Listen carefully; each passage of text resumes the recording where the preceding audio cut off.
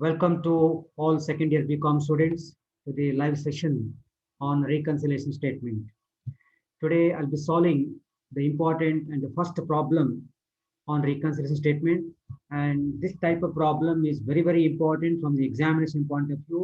And you will be getting 12 mark question.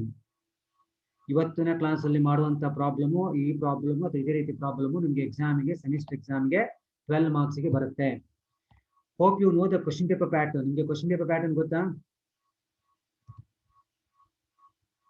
I will show you the question paper pattern. ನೋಡಿ, ನಿಮಗೆ 120 ಮಾರ್ಕ್ಸಿನ subject ಇದು. CMA cost and management accounting is a 120 ಮಾರ್ಕ್ಸಿನ question paper. ಹಾಗಾಗಿ you need to part A ಅಲ್ಲಿ you need to answer any 4 questions answer ಮಾಡಬೇಕು. Marks 6 marks each. ಪ್ರತಿ ಕ್ವಶನ್ಗೆ 4 ಕ್ವಶನ್ ಆನ್ಸರ್ ಮಾಡಬೇಕು. 24 ಮಾರ್ಕ್ ಆಯ್ತು. And there will be 6 persons. ಆ 6 4 any 4 ಬರೆದ್ರೆ ಆಯ್ತು. ಹಾಗೆ ಪಾರ್ಟ್ ಬಿ ಅಲ್ಲಿ ನಿಮಗೆ ನನ್ನ ಸ್ಕ್ರೀನ್ ಕಾಣ್ತಾ ಉಂಟಲ್ಲ? Yes, your share screen. Yes, ಕಾಣ್ತಾ ಉಂಟಿದ್ದಪ್ಪ.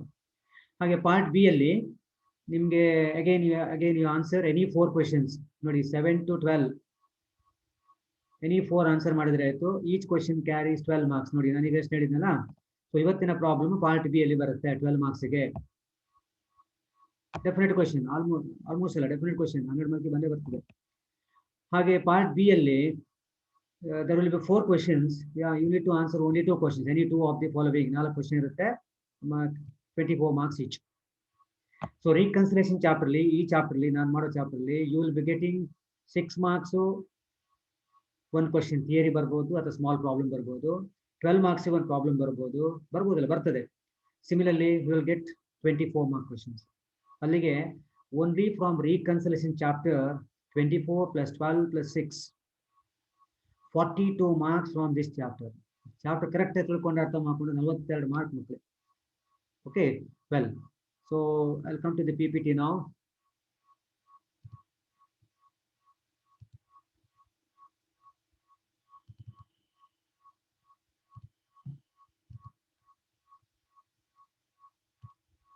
Yeah, problem is with you. ನಿಮ್ಮ ಹತ್ರ ಪ್ರಾಬ್ಲಮ್ ಇದೆ, ರೆಡಿ ಇದೆ ನಿಮ್ಮ ಹತ್ರ ಅಲ್ವಾ? Yeah, this is a problem, correct? Prepare a reconciliation statement reconciling the profit shown by the financial account and cost book. Now try to understand the problem. You are given with profit as per cost account and profit as per financial account. Net profit as per cost account is 73,650. Net profit as per financial book is 70,525. ನಿಮಗೆ ಎರಡು profit ಅನ್ನು ಕೊಟ್ಟಿದ್ದಾನೆ. Now it is a option given to you. You can take any one profit as a base profit. ಇದರಲ್ಲಿ ನೀವೀಗ casting profit ಅನ್ನ base ಆಗಿ ತಗೊಳ್ಬಹುದು ಅಥವಾ ಫಿನಾನ್ಷಿಯಲ್ ಬೇಕಿದ್ರೆ ಬೇಸ್ ಆಗಿ ತಗೊಳ್ಬಹುದು. When you are given both the profits, costing ಕೊಟ್ಟಿದ್ದಾನೆ, ಫಿನಾನ್ಷಿಯಲ್ ಪ್ರಾಫಿಟ್ ಕೊಟ್ಟ ಕಾರಣ ಯಾವುದಾದ್ರೂ ಒಂದನ್ನ ನೀವು ಬೇಸ್ ಆಗಿ ತಗೊಳ್ಬಹುದು. And it's my suggestion. ಅಂದ್ರೆ there is no hard and fast ಹಾಗೆ ಹೋಗ್ಬೇಕಂತನಿಲ್ಲ. ನನ್ನೊಂದು suggestion, costing profit financial profit ಎರಡು ಕೊಟ್ಟಾಗ better you take costing. Costing ತಗೊಳ್ಬೇಕಂತನಿಲ್ಲ, ಬಟ್ ನನ್ನ suggestion, you can take cost accounting. Even you can take financial account, no problem. ಅರ್ಥ ಆಯ್ತಾ? ಈಗ ನಾನೇನ್ ಮಾಡ್ತೇನೆ, I take costing profit as base. So ಹಾಗೆ ನಾನು ಫಸ್ಟ್ಗೆ ರೀಕನ್ಸ್ಟೇಟ್ ಮೊದಲೇನ್ ಬರೀತೇನೋ, net profit as per cost book within bracket base profit. Within bracket base profit ಯಾಕೆ ಕೇಳಿದ್ರೆ, base profit costing profit one and the same ಅಂತ ಮೀನಿಂಗ್ ಬರ್ತದೆ. ಈಗ 73,650 ಮೊದಲಿಗೆ ತಗೊಳ್ತೇನೆ. ನಮ್ಮ ಆನ್ಸರ್ ಎಷ್ಟು ಬರಬೇಕು? 70,525 ನಮ್ಮ ಆನ್ಸರ್ ಆಗಬೇಕು. ಅಂದ್ರೆ net profit as per financial book will be the answer. ಅದಕ್ಕೆ ನಾವು ಲಾಸ್ಟ್ಗೆ ಬರುವ ಆನ್ಸರ್ಗೆ ಏನ್ ಹೇಳ್ತೇವೆ, ಇಂಟೆಂಡೆಡ್ ಪ್ರಾಫಿಟ್, ಎಕ್ಸ್ಪೆಕ್ಟೆಡ್ ಪ್ರಾಫಿಟ್ ಅಲ್ವಾ? ಸೊ ಅಂದ್ರೆ this 70,525 is expected profit, intended profit ಅಷ್ಟು ಬರ್ಬೇಕು ನಮಗೆ. ಆಡ್ ಮತ್ತು ಲೆಸ್ ಆದ್ಮೇಲೆ ನಮ್ಗೆ ಇಷ್ಟು ಆನ್ಸರ್ ಬರ್ಬೇಕು. ಇಷ್ಟು ಬಂತು ಹೇಳಿದ್ರೆ ಕರೆಕ್ಟ್ ಮಾಡಿದ್ರಿ ಅಂತ ಅರ್ಥ. ಓಕೆ, ನಾವು look at the ABCD up to L ತನಕ ಟ್ರಾನ್ಸಾಕ್ಷನ್ ಇದೆ. ನಾನು ನಿಮಗೆ ಒಂದೊಂದೇ ಸಾಲ್ವ್ ಮಾಡ್ತೇನೆ. ಈಗ I will come to the excel sheet. ನಾನು ನಿಮ್ಗೆ ವರ್ಕೌಟ್ ಮಾಡಿ ತೋರಿಸ್ತೇನೆ. ಫಸ್ಟ್ ಪ್ರಾಬ್ಲಮ್ ಆದ ಕಾರಣ ನೋಡಿ, ಹೆಡಿಂಗ್ ರೀಕನ್ಸಿಲೇಷನ್ ಸ್ಟೇಟ್ಮೆಂಟ್ ಕಾಣ್ತಾ ಉಂಟಾ ನನ್ನ ಎಕ್ಸೆಲ್ ಶೀಟು? ಯಾರೋ ಒಬ್ರು ಮ್ಯೂಟ್ ಮಾಡಿ ಹೇಳಿ, ಯಾಕಂದ್ರೆ ಇದು ಬೋರ್ಡ್ ಇದ್ದಂಗೆ ಇದು. ಎಸ್ ಸರ್, ಕಾಣ್ತಾ ಇದೆ. Thank you. ಈಗ ನೀವೇನ್ ಮಾಡ್ಕೊಳ್ಬೇಕು, ನಿಮ್ಮ ರಫ್ಲಿ ಬರ್ಕೊಂಡು ನೋಡಿಲ್ಲ ಕೇಳ್ಕೊಂಡು ನೋಡಿಲ್ಲ ಅಥವಾ you can write on this notebook later no problem. Heading reconciliation statement we need 3 columns, particulars column, 2 amount column, 2 amount column ಹಾಕಿದೆ ನೋಡಿ, ಇನ್ನರ್ ಕಾಲಮ್ ಅಥವಾ ಔಟರ್ ಕಾಲಮ್. ಈಗ ನಾನು ಕಾಸ್ಟಿಂಗ್ ಪ್ರಾಫಿಟ್ ಮತ್ತೆ ಫೈನಾನ್ಷಿಯಲ್ ಪ್ರಾಫಿಟ್ ಎರಡೂ ಕೊಟ್ಟ ಕಾರಣ ಕರೆಕ್ಟ್ ಅಲ್ಲ, ವಿ ಆರ್ ಗಿವನ್ ವಿತ್ ನಮ್ಮ ಈ ಪ್ರಾಬ್ಲಮ್ ಅಲ್ಲಿ we are given with both the profits. ಕೆಲವು ಸಲ ಒಂದೇ ಪ್ರಾಫಿಟ್ ಕೊಡ್ತಾನೆ, ಅರ್ಥ ಆಯ್ತಾ? ನಾವು in this problem we are given both, costing profit ಗೊತ್ತು, ಫಿನಾನ್ಷಿಯಲ್ ಪ್ರಾಫಿಟ್ ಗೊತ್ತು. ಹಾಗಾಗಿ ನಾನೇನ್ ಮಾಡ್ತೇನೆ ಅಂದ್ರೆ ನಾನು ಸ್ಟಾರ್ಟ್ ಮಾಡಿದ್ದೀನಿ answer. Net profit as per cost account within bracket, net profit as per cost account, C ಅಂದ್ರೆ ಕಾಸ್ಟ್ ಅಕೌಂಟ್, ಬ್ರಾಕೆಟ್ ಅಲ್ಲಿ ನನ್ನ ಕಾನ್ಸೆಪ್ಟ್ ಇದು ಬೇಸ್ ಪ್ರಾಫಿಟ್. ಅದರ್ಥ ಏನ್ ಹೇಳಿ ಮಕ್ಕಳೇ, C A cost accounting profit ಹೇಳಿದ್ರು ಒಂದೇ, ಬೇಸ್ ಪ್ರಾಫಿಟ್ ಹೇಳಿದ್ರು ಒಂದೇ, ಬೇಸ್ ಪ್ರಾಫಿಟ್ ಹೇಳಿದ್ರು ಒಂದೇ, ಕಾಸ್ಟಿಂಗ್ ಹೇಳಿದ್ರು ಒಂದೇ. ಯಾಕೆ ಹೇಳಿ, ಯಾವುದೇ ಪ್ರಾಫಿಟ್ ಮೊದಲಿಗೆ ತಗೋತೀರಿ ಅದು ಬೇಸ್ ಪ್ರಾಫಿಟ್. ನಾನು ಸಪೋಸ್ ಇಲ್ಲಿ ಸಿ ಎ ಬದಲಿಗೆ ಎಫ್ ಪಿ ಅಂತ ಬರೆದ್ರೆ ಫೈನಾನ್ಷಿಯಲ್ ಅಕೌಂಟ್ ಪ್ರಾಫಿಟ್ ಬೇಸ್ ಆಗುತ್ತೆ. ಅವಾಗ ಅರ್ಥ ಮಾಡ್ಕೊಳ್ಳಿ, the profit which you write in the initially beginning of the problem that is base profit. ಯಾವ ಪ್ರಾಫಿಟ್ ಅನ್ನು ಮೊದಲಿಗೆ ಬರೀತೀರಿ ಅದು base profit. Base profit may be costing profit, base profit may be financial account profit. But ನನ್ನ ಈ ಪ್ರಾಬ್ಲಮ್ಗೆ ನಾನು ಯಾವ ತಗೊಂಡೆ, ಕಾಸ್ಟ್ ಅಕೌಂಟಿಂಗ್ ತಗೊಂಡೆ. ಹಾಗಾಗಿ ಅರ್ಥ ಮಾಡ್ಕೊಳ್ಳಿ, ಕಾಸ್ಟಿಂಗ್ ಪ್ರಾಫಿಟ್ ಹೇಳಿದ್ರು ಒಂದೇ, ಬೇಸ್ ಪ್ರಾಫಿಟ್ ಹೇಳಿದ್ರು ಒಂದೇ ಈ ಪರ್ಟಿಕ್ಯುಲರ್ ಪ್ರಾಬ್ಲಮ್ಗೆ. ಅರ್ಥ ಆಯ್ತಾ? ಈಗ ಎಷ್ಟು ಕಾಸ್ಟಿಂಗ್ ಪ್ರಾಫಿಟ್ ಎಷ್ಟು ನಿಮ್ಮ ಬುಕ್ ಅಲ್ಲಿ ಉಂಟು ನೋಡಿ, ನೀವು ಪ್ರಾಬ್ಲಮ್ ಉಂಟು. ಕಾಸ್ಟಿಂಗ್ ಪ್ರಾಫಿಟ್ ಎಷ್ಟು 73,650, ಸರಿ ಅಲ್ವಾ? 73,650. ಇದನ್ನ ಲಾಸ್ಟ್ ಔಟರ್ ಕಾಲಮ್ ಬರೀರಿ, ಲಾಸ್ಟ್ ಕಾಲಮ್ ಬರೀರಿ. ಈಗ ಒಂದಿಷ್ಟು ಟ್ರಾನ್ಸಾಕ್ಷನ್ ಆಡ್ ಮಾಡ್ಲಿಕ್ಕೆ ಇರುತ್ತೆ. ಸೊ ಆಡ್ ಅಂತ ಬರ್ದೆ ನಾನು, ಆಡ್ ಅಂತ ಬರ್ದು ಸ್ವಲ್ಪ ಸ್ಪೇಸ್ ಬಿಡಿ, ಒಂದಿಷ್ಟು ಒಂದು 5-6 ಲೈನ್ ಬಿಡಿ ಮಕ್ಕಳೇ. 5-6 ಲೈನ್ ಬಿಟ್ಟು ನೆಕ್ಸ್ಟ್ ಲೆಸ್ ಅಂತ ಬರೀರಿ. ಸೊ ನಿಮ್ಮ ಎಕ್ಸಾಮ್ ಅಲ್ಲಿ ಅಥವಾ ನಿಮ್ಮ ನೋಟ್ಬುಕ್ ಅಲ್ಲಿ ಆನ್ಸರ್ ಸಾಲ್ವ್ ಮಾಡುವಾಗ ಒಂದು ಪೇಜ್ ಅಂತ ಇಟ್ಟುಕೊಂಡ್ರೆ ಒಂದು ಪೇಜಿಗೆ ಒಂದು 50% ಆಡ್ ಮಾಡ್ಲಿಕ್ಕೆ ಅಂತ ಇಟ್ಟುಕೊಳ್ಳಿ, 50% ಲೆಸ್ ಮಾಡ್ಲಿಕ್ಕೆ. ಅದನ್ನು depends on number of transactions. ಈಗ ಒಂದು 12-13 ಟ್ರಾನ್ಸಾಕ್ಷನ್ ಇದ್ರೆ ಅದು ಹಾಗೆ ಬರ್ಬೇಕಂತೇನಿಲ್ಲ, some time all the items add ಮಾಡ್ಲಿಕ್ಕೆ ಬರ್ಬೋದು. ಸೊ ಹಾಗಾಗಿ to be on the safer side full page ಅನ್ನ ಬೇಕಿದೆ ಎಕ್ಸಾಮ್ ಅಲ್ಲಿ. ಓಕೆ, ಸೊ ಆಡ್ ಅಂತ ಬದಲು ಸ್ವಲ್ಪ ಲೈನ್ ಬಿಡಿ, ನಾನು ಮಾಡಿದ ಹಾಗೆ. Okay, yes. ಈಗ come to the A B C D transaction ಒಂದೊಂದೇ ನೋಡ್ತಾ ಹೋಗೋಣ. Look at the transaction A. Transaction A ಓದಿ. Loss due to theft provided only in financial account. Loss due to theft provide only in financial account. ನಿಮ್ಮ notebook ಅಲ್ಲಿ ಉಂಟು, correct ಅಲ್ಲ? ನಿಮ್ಮ notebook ಅಲ್ಲಿ ಉಂಟು, ಬರ್ಕೊಂಡಿದ್ದೀರಿ ನೀವು. A loss due to theft provide only in financial account. Notebook ನೀವು ಇಟ್ಕೊಳ್ಳಿ ಅಂತ ಹೇಳಿದ್ರೆ ಪಕ್ಕದಲ್ಲಿ ಉಂಟಲ್ಲ. ಎಸ್, ಏನಿದು? This is a loss due to theft provide only in financial account. ಅಂದ್ರೆ this is a transaction entered only in financial account. ಸರಿಯಲ್ಲ? ಯಾಕೆ ನೋಡಿ, ಎಲ್ಲ ಉಂಟು loss due to theft entered only in financial, entered financial book ಮಾತ್ರ entry ಆಗಿದೆ. ಮತ್ತೆ ನಾವು ಕಾಸ್ಟ್ ಶೀಟ್ ಅಲ್ಲಿ ಲಾಸ್ ತಗೊಳ್ತೇವೆ. ನೀವು ಕಾಸ್ಟ್ ಶೀಟ್ ಮಾಡಿದ್ರಲ್ಲ ಸೆಮಿಸ್ಟರ್ ಅಲ್ಲಿ, ನಾವು ಪ್ರಾಫಿಟ್ ಲಾಸ್ ಯಾವ್ದು ತಗೊಳ್ಳಲ್ಲ ಅಲ್ವಾ? ಎಸ್. ಸೊ ಹಾಗಿದ್ರೆ ದಿಸ್ ಈಸ್ ಈಗ ಫಸ್ಟ್ ಸ್ಟೆಪ್. ಇದು ಎಕ್ಸ್ಪೆನ್ಸಸ್ ರೆವಿನ್ಯೂ. ನಮ್ಗೆ ಆಡ್ ಮತ್ತೆ ಲೆಸ್ ಮಾಡ್ಲಿಕ್ಕೆ, ಅರ್ಥ ಮಾಡ್ಕೊಳ್ಳಿಕ್ಕೆ 4 ಸ್ಟೆಪ್ ಹೇಳ್ತೀನಿ ನನಗೆ. There are 4 steps. Step number 1, identifying the transaction whether it's expenses or revenue. ಕೊಟ್ಟಂತ ಟ್ರಾನ್ಸಾಕ್ಷನ್ ಎಕ್ಸ್ಪೆನ್ಸಸ್ ರೆವಿನ್ಯೂ. ಈಗ ಮೊದಲ transaction loss due to theft ಅಂತ. ಈಗ ಲಾಸ್ ಇದೆ ಅಂತ ಹೇಳಿದ್ರೆ ಅದು ಎಕ್ಸ್ಪೆನ್ಸಸ್, ಲಾಸ್ ಹೇಳಿದ್ರೆ ಎಕ್ಸ್ಪೆನ್ಸಸ್. It's an expense. ಎಲ್ಲಿ ಎಂಟ್ರಿ ಆಗಿದೆ? ಫೈನಾನ್ಷಿಯಲ್ ಬುಕ್ ಅಲ್ಲಿ ಮಾತ್ರ ಎಂಟ್ರಿ ಆಗಿದೆ. ಹೌದಾ? ಕ್ಲಿಯರ್ ಆಗಿ ಹೇಳಿದ್ದೇನೆ. ಕಾಸ್ಟಿಂಗ್ ಅಲ್ಲಿ ತೋರಿಸಲಿಲ್ಲ. ಈ ಎಕ್ಸ್ಪೆನ್ಸಸ್ ಕಾಸ್ಟಿಂಗ್ ಅಲ್ಲಿ ತೋರಿಸಲಿಲ್ಲ. ಈ ಎಕ್ಸ್ಪೆನ್ಸಸ್ ಕಾಸ್ಟಿಂಗ್ ಅಲ್ಲಿ ತೋರಿಸದೇ ಇದ್ದ ಕಾರಣ, ಎಕ್ಸ್ಪೆನ್ಸಸ್ ಅನ್ನ ಕಾಸ್ಟಿಂಗ್ ಅಲ್ಲಿ ತೋರಿಸದೇ ಇದ್ದ ಕಾರಣ ಕಾಸ್ಟಿಂಗ್ ಪ್ರಾಫಿಟ್ ಜಾಸ್ತಿ ಆಯ್ತು. ನೋಡಿ, ಮೊದಲ ಸ್ಟೆಪ್ ಎಂತ ಹೇಳಿದೆ ನಾನು, ಐಡೆಂಟಿಫೈಯಿಂಗ್ ಎಕ್ಸ್ಪೆನ್ಸಸ್ ಆರ್ ರೆವೆನ್ಯೂ. ಈಗ ಫಸ್ಟ್ ಸ್ಟೆಪ್ ಅಂತ ಹೇಳಿ loss due to theft provided financial account. Loss ಇದ್ದ ಕಾರಣ ಇದು ಎಕ್ಸ್ಪೆನ್ಸಸ್. ಸ್ಟೆಪ್ ನಂಬರ್ 1 ಮುಗಿತು. ಎರಡನೇ ಸ್ಟೆಪ್ ಏನ್ ಕೇಳಿದ್ರೆ, ಬಟ್ ಈಗ ನಾವು ಸ್ಟೆಪ್ ಹೇಳಿದ್ನಲ್ಲ, ಎರಡನೇ step impact on costing profit, impact on financial profit. ಅದು ಏನಾಗಿದೆ? ಕಾಸ್ಟಿಂಗ್ ಪ್ರಾಫಿಟ್ ಮೇಲೆ ಏನ್ ಇಂಪ್ಯಾಕ್ಟ್ ಆಗಿದೆ ಅಥವಾ ಬೇಸ್ ಪ್ರಾಫಿಟ್ ಮೇಲೆ ಏನ್ ಇಂಪ್ಯಾಕ್ಟ್ ಆಗುತ್ತೆ ನಾವು ತಗೊಳ್ಬೇಕು. ಹಾಗಾಗಿ ಎರಡನೇ ಸ್ಟೆಪ್ ನೋಡಿ, it's an expense. Expenses is not entered in cost account. ಈ ಲಾಸ್ ಕಾಸ್ಟಿಂಗ್ ಅಲ್ಲಿ ಎಂಟ್ರಿ ಆಗಿಲ್ಲ. ಈ ಲಾಸು ಈ ಎಕ್ಸ್ಪೆನ್ಸಸ್ ಕಾಸ್ಟಿಂಗ್ ಅಲ್ಲಿ ಎಂಟ್ರಿ ಆಗದೇ ಇದ್ದ ಕಾರಣ, ಎಕ್ಸ್ಪೆನ್ಸಸ್ ತೋರಿಸದೇ ಇದ್ರೆ ನಿಮ್ಗೆ ಗೊತ್ತು, ಎಕ್ಸ್ಪೆನ್ಸ್ ತೋರಿಸಿದ್ರೆ ಪ್ರಾಫಿಟ್ ಜಾಸ್ತಿ ಆಗುತ್ತೆ. ಹಾಗಾಗಿ ಕಾಸ್ಟಿಂಗ್ ಪ್ರಾಫಿಟ್ ಜಾಸ್ತಿ ಆಯ್ತು. ಎರಡನೇ ಸ್ಟೆಪ್ ಮುಗಿತು. ಇಂಪ್ಯಾಕ್ಟ್ ಕಾಸ್ಟಿಂಗ್ ಪ್ರಾಫಿಟ್ ಜಾಸ್ತಿ ಆಯ್ತು ಅಂತ ಆಯ್ತು. ಈಗ ಮೂರನೇ step very easy. Costing profit ಜಾಸ್ತಿ ಅಂದ್ರೆ ಅರ್ಥ ಎಂತ? ಕಾಸ್ಟಿಂಗ್ ಪ್ರಾಫಿಟ್ ಹೇಳಿದ್ರೆ ಒಂದೇ, ಬೇಸ್ ಪ್ರಾಫಿಟ್ ಹೇಳಿದ್ರೆ ಒಂದು. ಆವಾಗಲೇ ಹೇಳಿದ್ದಾನೆ. ಸೊ ಕಾಸ್ಟಿಂಗ್ ಪ್ರಾಫಿಟ್ ಜಾಸ್ತಿ ಅಂದ್ರೆ ಬೇಸ್ ಪ್ರಾಫಿಟ್ ಜಾಸ್ತಿ ಆಯ್ತು. ಮೂರನೇ ಸ್ಟೆಪ್ ಇಷ್ಟೇ. ಕಾಸ್ಟಿಂಗ್ ಪ್ರಾಫಿಟ್ ಜಾಸ್ತಿ ಅಂದ್ರೆ ಬೇಸ್ ಪ್ರಾಫಿಟ್ ಜಾಸ್ತಿ ಆಯ್ತು. ಲಾಸ್ಟ್ ಸ್ಟೆಪ್ ಮತ್ತು ಈಸಿ ಇದೆ. ಬೇಸ್ ಪ್ರಾಫಿಟ್ ಜಾಸ್ತಿ ಆದ ಕಾರಣ ಆಡ್ ಮಾಡ್ಬೇಕಾ ಲೆಸ್ ಮಾಡ್ಬೇಕಾ? ಬಿಪಿ ಜಾಸ್ತಿ ಆದ್ರೆ ಕಡಿಮೆ ಮಾಡ್ಬೇಕಲ್ಲ. ಬೇಸ್ ಪ್ರಾಫಿಟ್ ಅಂದ್ರೆ ಬಿಪಿ ಅಂದ್ರೆ ಬೇಸ್ ಪ್ರಾಫಿಟ್ ಜಾಸ್ತಿ ಆದ್ರೆ ಎಂತ ಮಾಡ್ಬೇಕು? ಕಡಿಮೆ ಮಾಡ್ಬೇಕು. ನಮ್ಮ ನಿಜ ಜೀವನದಲ್ಲಿ ಹಾಗೆಲ್ಲ ಬಿಪಿ ಜಾಸ್ತಿ ಕಡಿಮೆ ಮಾಡ್ಕೊಳ್ಬೇಕಲ್ಲ. ಸೊ ಬೇಸ್ ಪ್ರಾಫಿಟ್ ಜಾಸ್ತಿ ಆದ ಕಾರಣ ಲೆಸ್ ಮಾಡಬೇಕು. ಸೊ ಹಾಗಿದ್ರೆ ಇದನ್ನೇ ನಾನು ಅಲ್ಲಿ ಬರಿತೇನೆ, ಏನನ್ನ? Loss due to theft.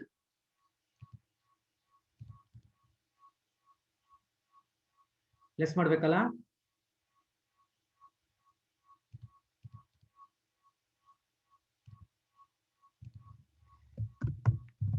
loss due to theft, loss due to theft, provide only in financial account, alva? Provide only in financial account.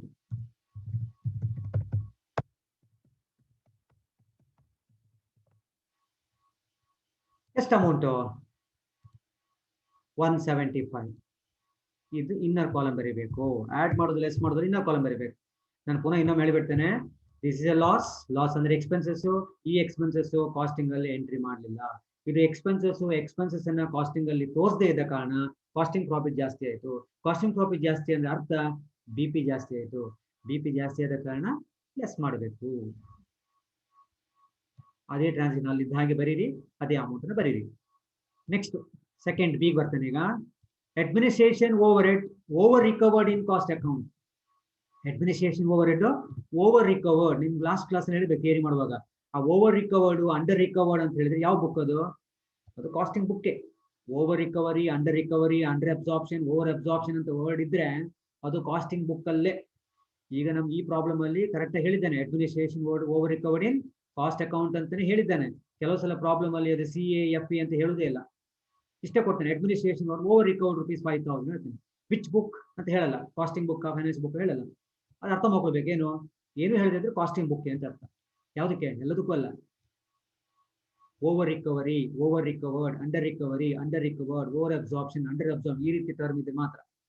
ಯಾಕೆ? ಈ ಅಬ್ಸಾರ್ಪ್ಷನ್ ವರ್ಡ್ ಬರುವಂತದ್ದು ಕಾಸ್ಟಿಂಗ್ ಅಲ್ಲಿ.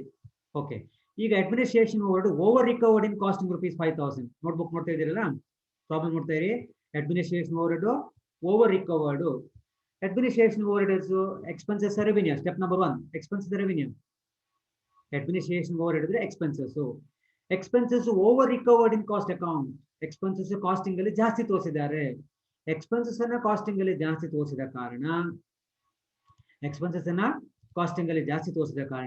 ಕಾಸ್ಟಿಂಗ್ ಪ್ರಾಫಿಟ್ ಕಡಿಮೆ ಆಯ್ತು. ಹೌದಾ?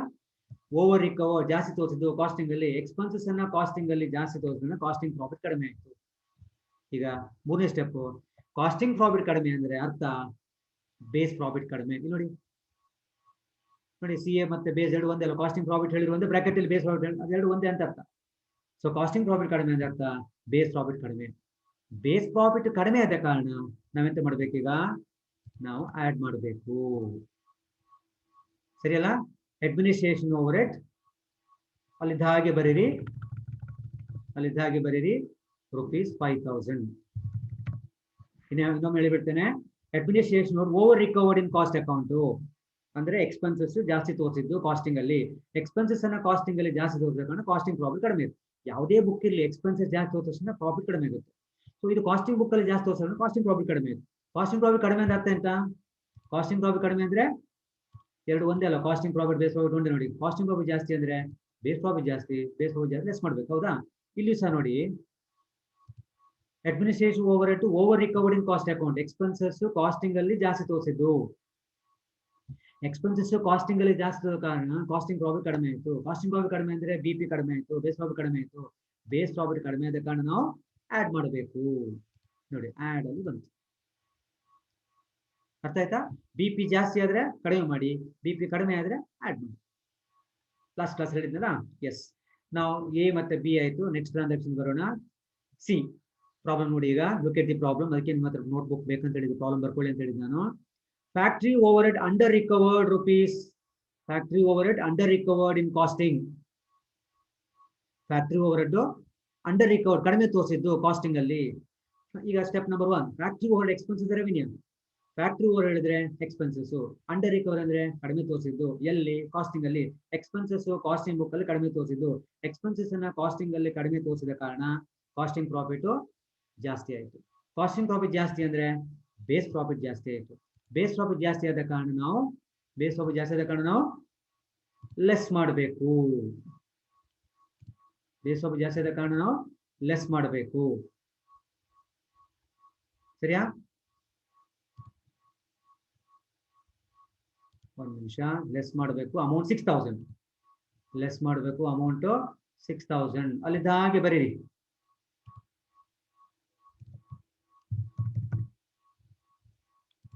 ಓಕೆ ಓಕೆ, ನೆಕ್ಸ್ಟ್ ಟ್ರಾನ್ಸಾಕ್ಷನ್ ಹೋಗೋಣ. Depreciation record in costing book 4650. D E ಅಲ್ಲಿ ಸಹ ಡಿಪ್ರಿಸಿಯೇಷನ್ ಅಂತ ನೋಡಿ. ಈಗ ಡಿ ಮತ್ತೆ ಇ ಎರಡು ಒಟ್ಟಿಗೆ ತಗೊಳ್ಬೇಕು. ಯಾಕೆ ತಗೊಳ್ಬೇಕು ಹೇಳಿದ್ರೆ, D also tells about depreciation, E also tells about depreciation. ಎರಡು ಸಹ ಡಿಪ್ರಿಸಿಯೇಷನ್ ಸೇಮ್ ಐಟಮ್ ಸೇಮ್ ಅಲ್ಲ. ಸೇಮ್ ಐಟಮ್ ಕೊಡ್ತಾವಾಗ ಎರಡನ್ನು ಒಟ್ಟಿ ತಗೊಳ್ಬೇಕು. ನಾವು ಎರಡನ್ನು ಒಟ್ಟಿ ತಗೊಂಡು ಕಂಪೇರ್ ಮಾಡಬೇಕು. ಈಗ ಕಂಪೇರ್ ಮಾಡಿ. ಡಿಪ್ರಿಸಿಯೇಷನ್ ಕಾಸ್ಟಿಂಗ್ ಬುಕ್ ಅಲ್ಲಿ 4650 ನೋಟ್ಬುಕ್ ನೋಡಿ. ಡಿಪ್ರಿಸಿಯೇಷನ್ ಕಾಸ್ಟಿಂಗ್ ಬುಕ್ ಅಲ್ಲಿ 4650. ಡಿಪ್ರಿಸಿಯೇಷನ್ ಫೈನಾನ್ಷಿಯಲ್ ಬುಕ್ ಚಾರ್ಜ್ ಮಾಡಿದ ಎಷ್ಟು? 4500. ಈಗ ನೀವು ಎರಡನ್ನ ಕಂಪೇರ್ ಮಾಡಿ ಎಲ್ಲಿ ಜಾಸ್ತಿ ಎಲ್ಲಿ ಕಡಿಮೆ ಅಂತ ಅರ್ಥ ಮಾಡ್ಕೊಳ್ಬೇಕು. ಎಲ್ಲಿ ಜಾಸ್ತಿ ಇದೆ? 4500 ಫೈನಾನ್ಷಿಯಲ್ ಬುಕ್ ಅಲ್ಲಿ, ಕಾಸ್ಟಿಂಗ್ ಅಲ್ಲಿ 4650. ಅಂದ್ರೆ 150 ರೂಪಾಯಿ ಡಿಪ್ರಿಸಿಯೇಷನ್ ಕಾಸ್ಟಿಂಗ್ ಅಲ್ಲಿ ಜಾಸ್ತಿ ಇದೆ. ಕರೆಕ್ಟಾ? Depreciation is more entered in costing. ಸರಿಯಾ? ಎಷ್ಟು? ಬೈ 150 ರೂಪಾಯಿ, ಬೈ 150. ಇದು ನಿಮ್ಮ ಕನ್ಕ್ಲೂಷನ್. ಡಿಪ್ರಿಸಿಯೇಷನ್ ಕಾಸ್ಟಿಂಗ್ ಬುಕ್ ಅಲ್ಲಿ 150 ರೂಪಾಯಿ ಜಾಸ್ತಿ ಎಂಟ್ರಿ ಆಗಿದೆ. ಹೀಗೆ ಕೊಡುವ ಬದಲಿಗೆ ಪ್ರಾಬ್ಲಮ್ ಅಲ್ಲಿ ಡಿ ಮತ್ತೆ ಇ ಅಂತ ಎರಡು ಟ್ರಾನ್ಸಾಕ್ಷನ್ ಮಾಡಿ ಕೊಟ್ಟರು. ಇದು ಸೇಮ್ ಟ್ರಾನ್ಸಾಕ್ಷನ್ ಆದ್ರೆ ಎರಡನ್ನು ಓದಿ ಅರ್ಥ ಮಾಡ್ಕೊಂಡು ನಾವೇ ಕನ್ಕ್ಲೂಡ್ ಮಾಡಬೇಕು ಎಲ್ಲಿ ಜಾಸ್ತಿ ಎಲ್ಲಿ ಕಡಿಮೆ ಅಂತ. So depreciation is more entered in costing. ಈಗ step number 1, depreciation expenses revenue. Depreciation is expense. Expense is more entered in costing. Depreciation costing ಅಲ್ಲಿ ಜಾಸ್ತಿ ತೋರಿಸಿದಾರಲ್ವಾ? ಕರೆಕ್ಟ್ ಅಲ್ಲ? Depreciation is more entered in costing. ಎಷ್ಟು? 150. ಡಿಪ್ರಿಸಿಯೇಷನ್ ಎಕ್ಸ್ಪೆನ್ಸಸ್ ಕಾಸ್ಟಿಂಗ್ ಅಲ್ಲಿ ಜಾಸ್ತಿ ತೋರಿಸಿದ ಕಾರಣ ಕಾಸ್ಟಿಂಗ್ ಪ್ರಾಫಿಟ್ ಕಡಿಮೆ. ಕಾಸ್ಟಿಂಗ್ ಪ್ರಾಫಿಟ್ ಕಡಿಮೆ ಅಂದ್ರೆ ಅರ್ಥ ಎಂತ? ಬೇಸ್ ಪ್ರಾಫಿಟ್ ಕಡಿಮೆ. ಬೇಸ್ ಪ್ರಾಫಿಟ್ ಕಡಿಮೆ ಆದ ಕಾರಣ ಆಡ್ ಮಾಡಬೇಕು. ಬೇಸ್ ಪ್ರಾಫಿಟ್ ಕಡಿಮೆ ಆದ ಕಾರಣ ಆಡ್ ಮಾಡಬೇಕು. ಈಗ ನೀವು depreciation more entered in costing ಅಂತ ಬರಿಬಹುದು. ಈಗ ಆಡ್ ಅಲ್ಲಿ depreciation more entered in costing. ಎಷ್ಟು ಡಿಫರೆನ್ಸ್ ಅಮೌಂಟ್ ಮಾತ್ರ ತಗೊಳ್ಳಿಕ್ಕೆ? ಡಿಫರೆನ್ಸ್ ಅಮೌಂಟ್ ಎಷ್ಟು? 150 ರೂಪಾಯಿ ಅಲ್ವಾ? ಅಥವಾ excess depreciation charge in finance cost account ಬಂದು ಕೊಡಲಿಲ್ಲ. ಕಾಸ್ಟಿಂಗ್ ಅಲ್ಲಿ ಜಾಸ್ತಿ ತೋರಿಸಿದಲ್ವಾ? ಅರ್ಥ ಆಯ್ತಲ್ಲ? ಎಸ್. ಇನ್ನೊಮ್ಮೆ ಬೇಕಿದ್ರೆ ರೆಕಾರ್ಡೆಡ್ ವಿಡಿಯೋ ನೋಡ್ಕೊಳ್ಳಿ. ನೆಕ್ಸ್ಟ್ ಹೋಗ್ತೇನೆ ನಾನೀಗ. ನೆಕ್ಸ್ಟ್ ಐಟಮ್ ಹೋಗ್ತೇನೆ. ಡಿಪ್ರಿಸಿಯೇಷನ್ ಆಯ್ತು. Next F, interest received but not including costing. Interest received but not including costing. Received ಅಂತಿದ್ದ ಕಾರಣ ಇಂಟ್ರೆಸ್ಟ್ ರಿಸೀವ್ಡ್ ಅಂದ್ರೆ ಬಡ್ಡಿ ರಿಸೀವ್ ಮಾಡಿತ್ತು ಅಂತ ಅರ್ಥ. ಇಂಟ್ರೆಸ್ಟ್ ರಿಸೀವ್ಡ್ ಆದ ಕಾರಣ ಇನ್ಕಮ್ ಆಯ್ತು. It's in income. ಎಲ್ಲಿ ಎಂಟ್ರಿ ಆಗಿದೆ? Not including costing. Income costing book ಅಲ್ಲಿ ತೋರಿಸಲಿಲ್ಲ. Interest received but not including casting.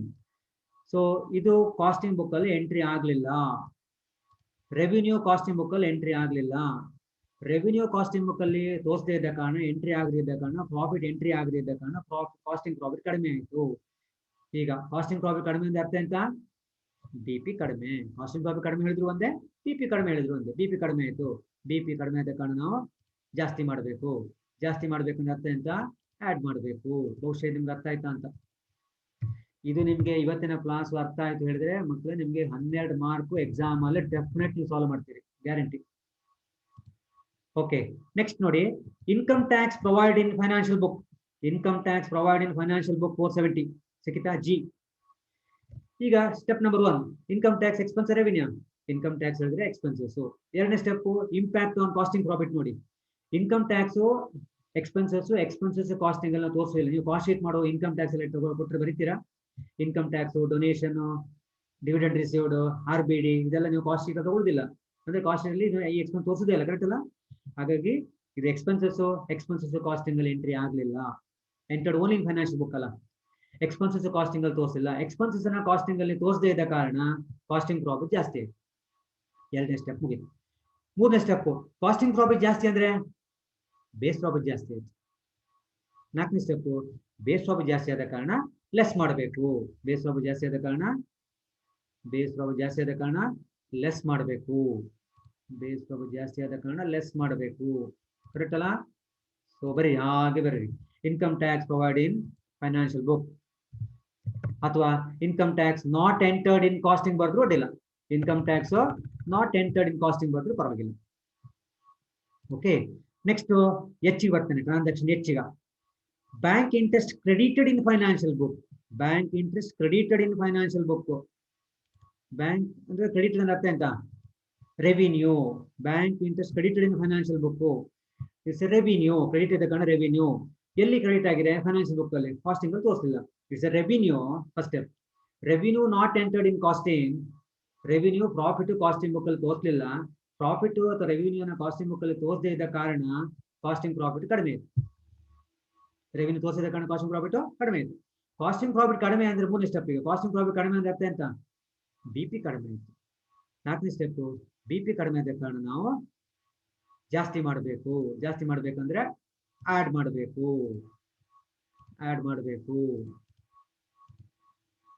ಎಷ್ಟದು? 300 rupees.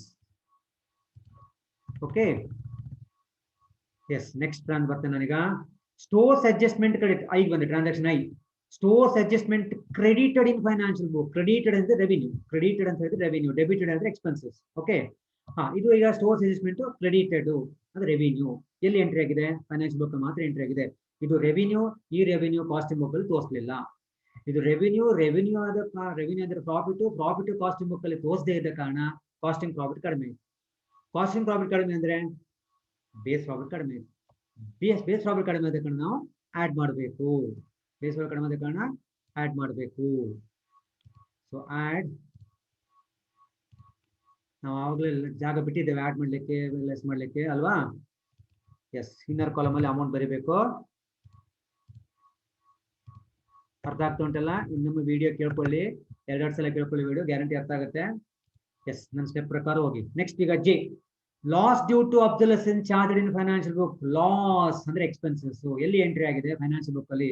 ಈ ಲಾಸ್ ಕಾಸ್ಟಿಂಗ್ ಅಲ್ಲಿ ಎಂಟ್ರಿ ಆಗ್ಲಿಲ್ಲ. ಹೌದಾ? ಇದು ಲಾಸ್. ಈ ಲಾಸ್ ಕಾಸ್ಟಿಂಗ್ ಬುಕ್ ಅಲ್ಲಿ ತೋರಿಸದೇ ಇದ್ದ ಕಾರಣ ಕಾಸ್ಟಿಂಗ್ ಪ್ರಾಫಿಟ್ ಜಾಸ್ತಿ ಆಯ್ತು. 2 ಸ್ಟೆಪ್ ಮುಗಿತು. ಮೊದಲು ಲಾಸ್, ಆಮೇಲೆ impact on costing book. Loss costing ಅಲ್ಲಿ ತೋರಿಸದೇ ಇದ್ದ ಕಾರಣ ಕಾಸ್ಟಿಂಗ್ ಪ್ರಾಫಿಟ್ ಜಾಸ್ತಿ ಆಯ್ತು. ಕಾಸ್ಟಿಂಗ್ ಪ್ರಾಫಿಟ್ ಜಾಸ್ತಿ ಅಂದ್ರೆ 3ನೇ ಸ್ಟೆಪ್. ಕಾಸ್ಟಿಂಗ್ ಪ್ರಾಫಿಟ್ ಜಾಸ್ತಿ ಅಂದ್ರೆ ಬಿಪಿ ಜಾಸ್ತಿ ಆಯ್ತು. 3ನೇ ಸ್ಟೆಪ್ ಆಯ್ತು.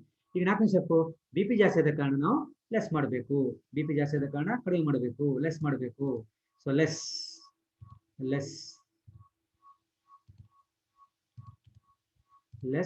1200 ಅಲ್ಲಿ ಹಾಗೆ ಬರೀರಿ ಟ್ರಾನ್ಸಾಕ್ಷನ್. ಅರ್ಥ ಆಯ್ತಾ? ಎಸ್. ಇನ್ನು depreciation of stock in financial book. ಆಗಲೇ ಡಿಪ್ರಿಸಿಯೇಷನ್ ಬೇರೆ, ಈ ಡಿಪ್ರಿಸಿಯೇಷನ್ ಇದು depreciation of stock. Depreciation of stock in financial account. ಈಗ 750 ಫೈನಾನ್ಷಿಯಲ್ ಬುಕ್ ಅಲ್ಲಿ ಮಾತ್ರ ಎಂಟ್ರಿ ಆಗಿದೆ, ಕಾಸ್ಟಿಂಗ್ ಅಲ್ಲಿ ಎಂಟ್ರಿ ಆಗಿಲ್ಲ ಅಂತ ಅರ್ಥ ಇದೆ. ಈಗ ಡಿಪ್ರಿಸಿಯೇಷನ್ ಎಕ್ಸ್ಪೆನ್ಸಸ್ ರೆವಿನ್ಯೂ. ಡಿಪ್ರಿಸಿಯೇಷನ್ ಅಂದ್ರೆ ಎಕ್ಸ್ಪೆನ್ಸಸ್. ಈ ಎಕ್ಸ್ಪೆನ್ಸಸ್ ಫೈನಾನ್ಷಿಯಲ್ ಬುಕ್ ಅಲ್ಲಿ ಮಾತ್ರ ಎಂಟ್ರಿ ಆಗಿದೆ, ಕಾಸ್ಟಿಂಗ್ ಅಲ್ಲಿ ಎಂಟ್ರಿ ಆಗಲಿಲ್ಲ. ಎಕ್ಸ್ಪೆನ್ಸಸ್ ಕಾಸ್ಟಿಂಗ್ ಅಲ್ಲಿ ತೋರಿಸಲಿಲ್ಲ. ಎಕ್ಸ್ಪೆನ್ಸಸ್ ಕಾಸ್ಟಿಂಗ್ ಬುಕ್ ಅಲ್ಲಿ ತೋರಿಸದೇ ಇದ್ದ ಕಾರಣ ಕಾಸ್ಟಿಂಗ್ ಪ್ರಾಫಿಟ್ ಜಾಸ್ತಿ ಆಯಿತು. ಯಾವುದೇ ಬುಕ್ ಅಲ್ಲಿ ಎಕ್ಸ್ಪೆನ್ಸ್ ತೋರಿಸಿದ್ರೆ ಪ್ರಾಫಿಟ್ ಜಾಸ್ತಿ ಆಗುತ್ತಲ್ಲ. ಸೊ ಇಲ್ಲಿ ಕಾಸ್ಟಿಂಗ್ ಬುಕ್ ಅಲ್ಲಿ ಎಕ್ಸ್ಪೆನ್ಸ್ ತೋರಿಸಿದ ಕಾರಣ ಕಾಸ್ಟಿಂಗ್ ಪ್ರಾಫಿಟ್ ಜಾಸ್ತಿ ಆಯಿತು. 3ನೇ ಸ್ಟೆಪ್ ಮುಗಿತು. 2 ಸ್ಟೆಪ್ ಮುಗಿತಲ್ವಾ? 2 ಸ್ಟೆಪ್ ಮುಗಿತು. ಕಾಸ್ಟಿಂಗ್ ಪ್ರಾಫಿಟ್ ಜಾಸ್ತಿ ಆಯಿತು. 3ನೇ ಸ್ಟೆಪ್ ಕಾಸ್ಟಿಂಗ್ ಪ್ರಾಫಿಟ್ ಜಾಸ್ತಿ ಆಯ್ತು ಅರ್ಥ ಅಂತ ಬಿಪಿ ಜಾಸ್ತಿ ಆಯ್ತು. 3ನೇ ಸ್ಟೆಪ್ ಕಾಸ್ಟಿಂಗ್ ಪ್ರಾಫಿಟ್ ಜಾಸ್ತಿ ಅಂದ್ರೆ ಬಿಪಿ ಜಾಸ್ತಿ ಆಯ್ತು. ಈಗ ಲಾಸ್ಟ್ ಸ್ಟೆಪ್ ಬಿಪಿ ಜಾಸ್ತಿ ಆದ ಕಾರಣ ನಾವು ಲೆಸ್ ಮಾಡಬೇಕು. ಕರೆಕ್ಟ್ ಅಲ್ಲ? ಎಕ್ಸ್ಪೆನ್ಸಸ್ ಕಾಸ್ಟಿಂಗ್ ಅಲ್ಲಿ ತೋರಿಸಲಿಲ್ಲ, ಹಾಗಾಗಿ ಕಾಸ್ಟಿಂಗ್ ಅಲ್ಲಿ ಎಕ್ಸ್ಪೆನ್ಸ್ ತೋರಿಸಿದ ಕಾರಣ ಕಾಸ್ಟಿಂಗ್ ಪ್ರಾಫಿಟ್ ಜಾಸ್ತಿ ಆಯಿತು. ಕಾಸ್ಟಿಂಗ್ ಪ್ರಾಫಿಟ್ ಜಾಸ್ತಿ ಅಂದ್ರೆ ಬಿಪಿ ಜಾಸ್ತಿ ಆಯಿತು. ಬಿಪಿ ಜಾಸ್ತಿ ಆದ ಕಾರಣ ಲೆಸ್ ಮಾಡಬೇಕು. ಲೆಸ್ 750. ಓಕೆ. ಇನ್ನು ಕೊನೆಯ transaction dividend appropriated in financial account. Dividend appropriated in financial account. ನಿಮಗೆ profit and loss appropriation account ಮಾಡ್ತೀರಿ, ನೆನಪಿದೆ ನಿಮಗೆ? ಟ್ರೇಡಿಂಗ್ ಅಕೌಂಟ್ ಮಾಡ್ತೀರಿ, ಆನಂತರ ಪ್ರಾಬ್ಲಮ್ಸ್ ಅಕೌಂಟ್ ಮಾಡ್ತೀರಿ, ಅದಾದ ಮೇಲೆ ಅಪ್ರಾಪ್ರಿಯೇಷನ್ ಅಕೌಂಟ್ ಮಾಡ್ತೀರಿ. ಅಪ್ರಾಪ್ರಿಯೇಷನ್ ಅಕೌಂಟ್ ಅಲ್ಲಿ ನಾವು ಡಿವಿಡೆಂಡ್ ರಿಸರ್ವ್ ಎಲ್ಲ ಡೆಬಿಟ್ ಸೈಡ್ ಎಂಟ್ರಿ ಮಾಡ್ತೀವಿ. 2 ಡಿವಿಡೆಂಡ್ 2 ರಿಸರ್ವ್ ಮಾಡ್ತೇವೆ. ಅಂದ್ರೆ ಅರ್ಥ 2 ಡಿವಿಡೆಂಡ್ ಬರೋದ ಕಾರಣ ಎಕ್ಸ್ಪೆನ್ಸಸ್ ಅಂತ ಇದೆ. ಸೊ ಇದು ಎಕ್ಸ್ಪೆನ್ಸಸ್ ಎಲ್ಲಿ ಎಂಟ್ರಿ ಆಗಿದೆ, ಫೈನಾನ್ಷಿಯಲ್ ಬುಕ್ ಅಲ್ಲಿ ಮಾತ್ರ ಎಂಟ್ರಿ ಆಗಿದೆ, ಅಪ್ರಾಪರೇಷನ್ ಅಕೌಂಟ್ ಕಾಸ್ಟಿಂಗ್ ಮಾಡೋದಿಲ್ಲ. ಸೊ ಈ ಎಕ್ಸ್ಪೆನ್ಸಸ್ ಕಾಸ್ಟಿಂಗ್ ಅಲ್ಲಿ ತೋರಿಸಲಿಲ್ಲ. ಎಕ್ಸ್ಪೆನ್ಸಸ್ ಕಾಸ್ಟಿಂಗ್ ಅಲ್ಲಿ ತೋರಿಸದೇ ಇದ್ದ ಕಾರಣ ಕಾಸ್ಟಿಂಗ್ ಪ್ರಾಫಿಟ್ ಜಾಸ್ತಿ ಆಯ್ತು. ಎರಡನೇ ಸ್ಟೆಪ್ ಹೋಗಿತ್ತು. ಮೂರನೇ ಸ್ಟೆಪ್ ಕಾಸ್ಟಿಂಗ್ ಪ್ರಾಫಿಟ್ ಜಾಸ್ತಿ ಅಂದ್ರೆ ಬಿಪಿ ಜಾಸ್ತಿ ಆಯ್ತು. ನಾಲ್ಕನೇ ಸ್ಟೆಪ್ ಬಿಪಿ ಜಾಸ್ತಿ ಆದ ಕಾರಣ ಲೆಸ್ ಮಾಡಬೇಕು. ಪುನಃ ಹೇಳ್ತೇನೆ, ಇದು ಎಕ್ಸ್ಪೆನ್ಸಸ್, ಈ ಎಕ್ಸ್ಪೆನ್ಸಸ್ ಕಾಸ್ಟಿಂಗ್ ಅಲ್ಲಿ ತೋರಿಸಲಿಲ್ಲ. ಎಕ್ಸ್ಪೆನ್ಸಸ್ ಕಾಸ್ಟಿಂಗ್ ಅಲ್ಲಿ ತೋರಿಸದೇ ಇದ್ದ ಕಾರಣ ಕಾಸ್ಟಿಂಗ್ ಪ್ರಾಫಿಟ್ ಜಾಸ್ತಿ ಆಯ್ತು. ಕಾಸ್ಟಿಂಗ್ ಪ್ರಾಫಿಟ್ ಜಾಸ್ತಿ ಅಂದ್ರೆ ಬಿಪಿ ಜಾಸ್ತಿ ಆಯ್ತು. ಬಿಪಿ ಜಾಸ್ತಿ ಆದ ಕಾರಣ ಲೆಸ್ ಮಾಡಬೇಕು. ಹಾಗಿದ್ರೆ ಡಿವಿಡೆಂಡ್ ಅಪ್ರಾಪ್ರಿಯೇಟ್ ಲೆಸ್ ಮಾಡಬೇಕು. Less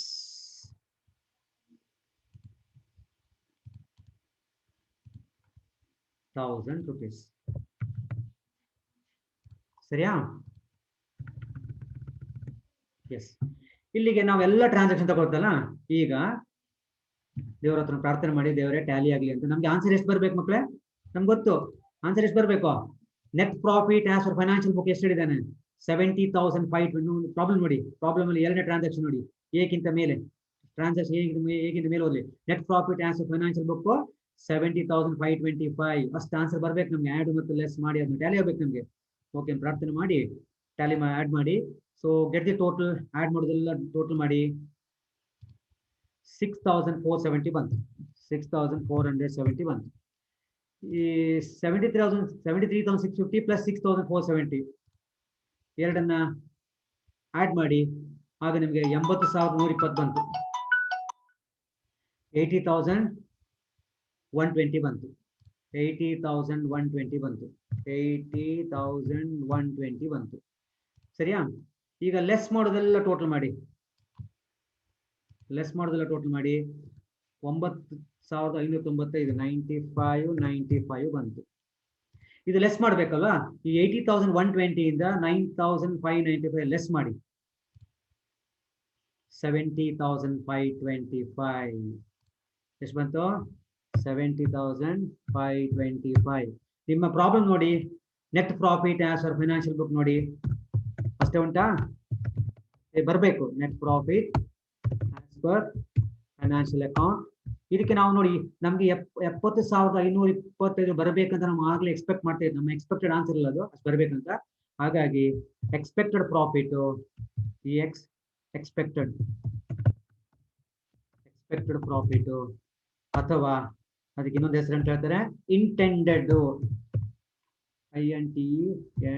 intended profit. ಎರಡು ಒಂದು ಯಾವ್ದೋ ಒಂದು ಬರೆದು ಸಾಕು. Expected profit or intended profit ನೋಡಿ. 70,525 ನಿಮ್ಮ ಆನ್ಸರ್ ಟ್ಯಾಲಿ ಆಯ್ತು. ಸೊ ಈ ರೀತಿಯ problem you can expect for 12 marks.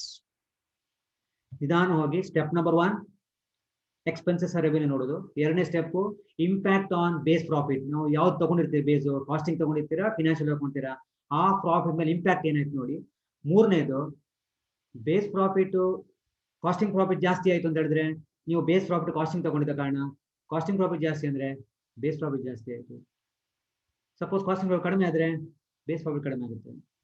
Last step ನಿಮ್ಗೆ ಗೊತ್ತೇ ಏನು, ಬಿಪಿ ಜಾಸ್ತಿ ಆದ್ರೆ ಲೆಸ್ ಮಾಡೋದು, ಬಿಪಿ ಕಡಿಮೆ ಆದ್ರೆ ಆಡ್ ಮಾಡೋದು. ಸೊ ಈ ರೀತಿಯ 4 ಸ್ಟೆಪ್ ಅನ್ನು ಇನ್ನೊಮ್ಮೆ ನಾನು ರೆಕಾರ್ಡ್ ವಿಡಿಯೋ ಕಳಿಸ್ತೀನಲ್ಲ, ಇನ್ನೊಮ್ಮೆ ಚೆಕ್ ಮಾಡಿ. ಈಗ it is your time to ask questions and at the same time you can put your attendance. Attendance ಹಾಕುವಾಗ ಕೇಳ್ಕೊಳ್ಳಿ, 3 ಪಾಯಿಂಟ್ಸ್ ಹಾಕ್ಲೇಬೇಕು, ಇಲ್ಲ ನನಗೆ ಅಟೆಂಡೆನ್ಸ್ ಹಾಕಲಿಕ್ಕೆ ಕಷ್ಟ ಆಗುತ್ತೆ. Your name is required. Section ಬೇಕು ನನಗೆ, ಯಾಕಂದ್ರೆ ಸೇಮ್ ಹೆಸರು ಬೇರೆ ಕ್ಲಾಸ್ ಇದೆ, ಕಷ್ಟ ಆಗುತ್ತೆ. ನಿಮ್ಮ ಹೆಸರು, name, sections, full registration number please, 3 ಬೇಕು ನನಗೆ. ಮೊನ್ನೆ ಕ್ಲಾಸಲ್ಲಿ, ಆನ್ಲೈನ್ ಕ್ಲಾಸಲ್ಲಿ ಕೆಲವರು ಫುಲ್ ಹಾಕಲಿಲ್ಲ, 3 ಬೇಕು ನನಗೆ.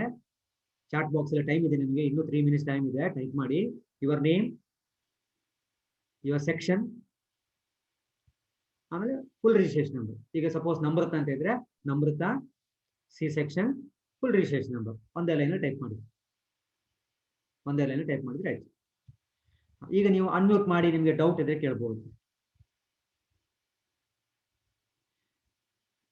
ಸೊ ರಿಕನ್ಸಿಲೇಷನ್ ಗೊತ್ತಾಯ್ತಲ್ಲ ನಿಮ್ಗೆ ಈಗ? ನೋಡಿ, ನನಗೆ ಆಲ್ಮೋಸ್ಟ್ ಬೋಲ್ಡ್ ಅಲ್ಲಿ ಹೇಗೆ ಮಾಡ್ತೇನೆ ಅದೇ ರೀತಿ ಎಕ್ಸೆಲ್ ಶೀಟ್ ಅನ್ನು ಯೂಸ್ ಮಾಡಿ ನಾನು ನನ್ನ ಪ್ರಯತ್ನ ಮಾಡಿದ್ದೇನೆ ನಿಮಗೆ ಕನ್ವಿನ್ಸ್ ಮಾಡಲಿಕ್ಕೆ. ಇನ್ನು 2 ಮಿನಿಟ್ಸ್ ಇದೆ. ನಿಮ್ಗೆ ಏನೋ ಡೌಟ್ ಕೇಳಿದ್ರೆ ಕೇಳ್ಬೋದು.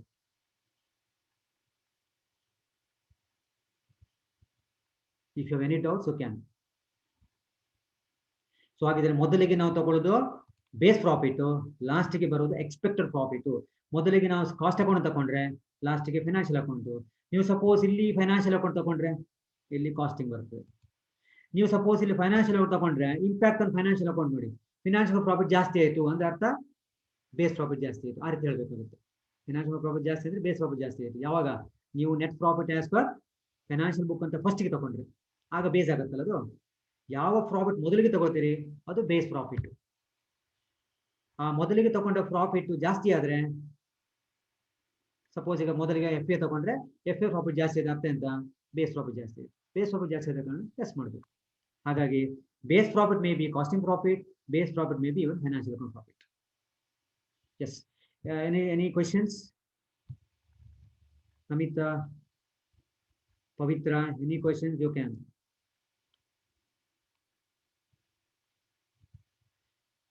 ಅರ್ಥ ಆಗಿದೆ ಅಂತ ತರಿಸ್ಕೊಳ್ತೇನೆ. ಯಾರಾದ್ರೂ ರಿಯಾಕ್ಟ್ ಮಾಡಿದ್ರೆ ಮಾಡಿ. ಅರ್ಥ ಆಗಿದೆ ಅಂದ್ರೆ ಅರ್ಥ ಆಗಿದೆ ಹೇಳಿ, ಅರ್ಥ ಆಗಿಲ್ಲ ಅಂದ್ರೆ ಅರ್ಥ ಆಗಿಲ್ಲ, ನೋ ಪ್ರಾಬ್ಲಮ್, ರೆಕಾರ್ಡ್ ಆಗುತ್ತೆ, nothing to worry. Because I made a small attempt by using the Excel sheet. Board ಅಲ್ಲಿ ಬರ್ದು ಹೇಳಿದಾಗಿ ನಿಮ್ಗೆ ಬರ್ದು ತೋರಿಸಿದ್ದೇನೆ, ನನಗೆ ಟೈಪ್ ಮಾಡಿ ತೋರಿಸಿದ್ದೇನೆ. ಕೃತಿ, ಪವಿತ್ರ, ಯಾರಾದ್ರೂ ಒಬ್ರು ಮಾತಾಡಿ. ಅರ್ಥ ಆಗ್ತಾ ಇದೆ? ಅರ್ಥ ಆಯ್ತಾ? ಹಾ ಸರ್, ಅರ್ಥ ಆಯ್ತು. ಓಕೆ, ಇನ್ನೊಮ್ಮೆ ವಿಡಿಯೋ ಬೇಕಾದ್ರೆ ನೋಡಿ ಆಯ್ತಾ, ಮತ್ತೆ ನೋಟ್ಬುಕ್ ಅಲ್ಲಿ ಬರ್ಕೊಳ್ಳಿ. ಹಾಗೆ ಒಂದು 2 ಪ್ರಾಬ್ಲಮ್ ಸಾಲ್ವ್ ಮಾಡುವಾಗ ನಿಮಗೆ ನೀವೇ ಸಾಲ್ವ್ ಮಾಡ್ಲಿಕ್ಕೆ ಮತ್ತೆ ನೀವು ಮಾಡ್ಲಿಕ್ಕೆ ಆಗ್ತದೆ ನಿಮಗೆ.